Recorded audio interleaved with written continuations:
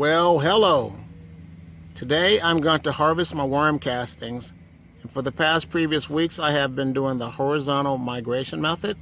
In this method you feed one side and it encourages worms to migrate to the side where the food is. And the reason you want to do that because the worms should migrate to the side where the food is, and there should not be that many worms in the castings, so that will be easier for you to harvest your castings. And the reason you want to harvest your castings within 3 to 6 months is because you want your worm bin to stay healthy, and the more happier the worms are, the better they can multiply and reproduce, and that way it's a win-win for both of you. So let's go take a look at my worm bin. Well, here's my first worm bin. Let's see what's going on in here.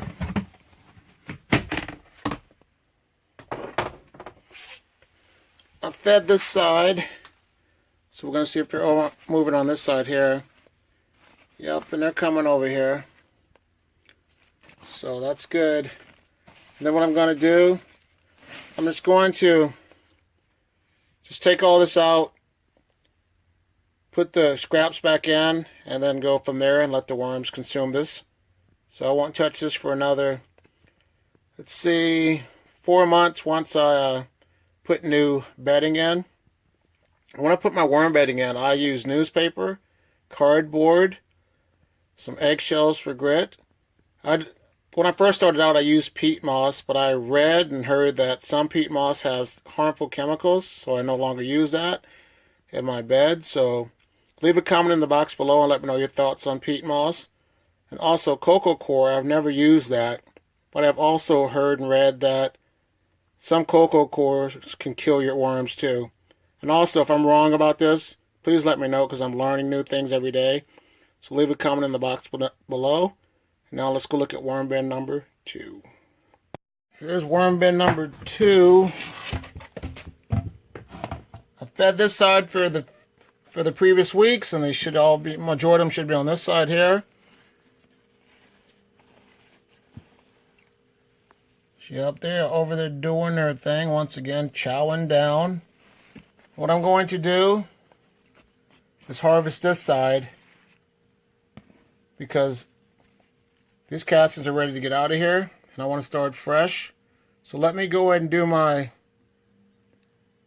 worm casting separation, and then I will show you the final results. So far, this is what I have going on.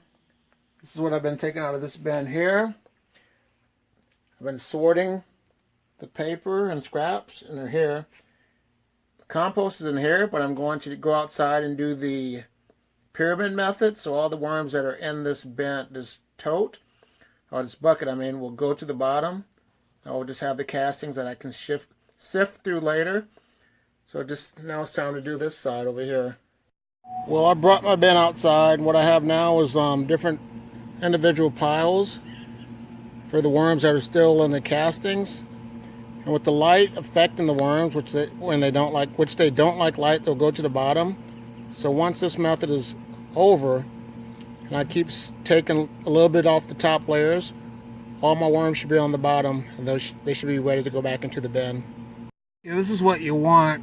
When you keep doing the pyramid method, they keep going down to the bottom, and it makes it easier to get your worms.